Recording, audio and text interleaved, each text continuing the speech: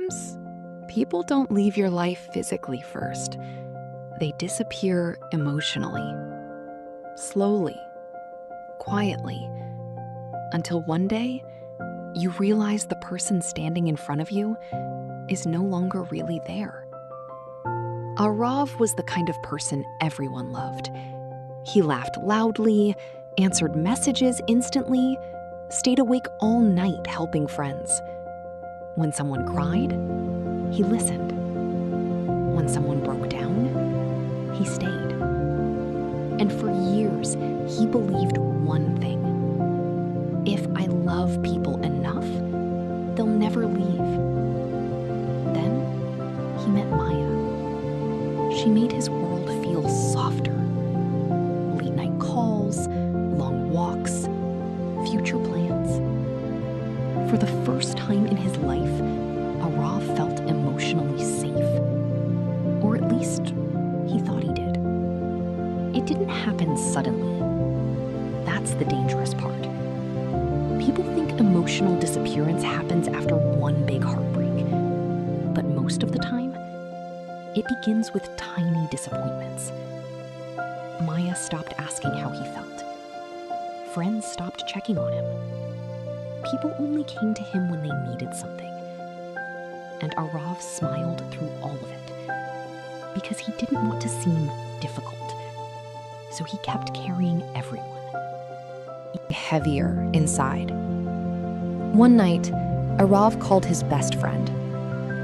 No answer.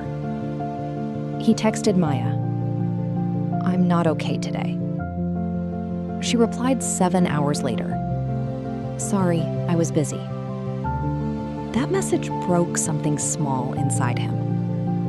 Not because she replied late, but because deep down, he realized something terrifying. Nobody noticed he was drowning. That night, he sat alone in darkness, phone in hand, staring at the ceiling. And for the first time, he stopped talking about his feelings. Weeks passed. Arav still laughed, still went to work, still replied, "I'm fine." But emotionally, he was disappearing. Because when pain stays inside too long, the mind starts protecting itself. Psychologists call it emotional numbness. The brain slowly shuts down emotions to survive constant disappointment. You stop expecting, stop explaining, stop feeling excited. Even love starts feeling distant. Arav noticed strange things. Music didn't affect him anymore. Sunsets felt empty. Conversations felt fake. And slowly, he stopped recognizing himself. One evening, Arav attended a party with old friends. Everyone was laughing, but he felt invisible. He looked around and realized nobody actually knew him anymore. Not the real him, only the version that smiled. One friend said, "Bro, you're so chill all the time." Inside, Arav wanted to scream. "I'm not chill. I'm exhausted." But he just smiled again. Because emotionally disappearing doesn't look dramatic. Sometimes, it looks like becoming quieter every day. People disappear emotionally when they feel unsafe. Being real, not physically unsafe, emotionally unsafe. When their feelings are ignored, their pain feels inconvenient, they are loved only when useful. Nobody asks if they're okay. They keep giving, but never receive.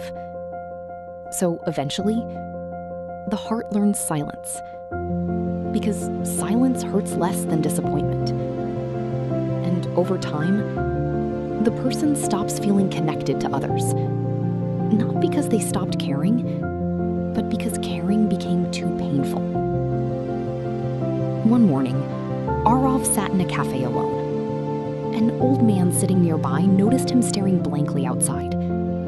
He asked, "Heavy heart?" Arov laughed softly.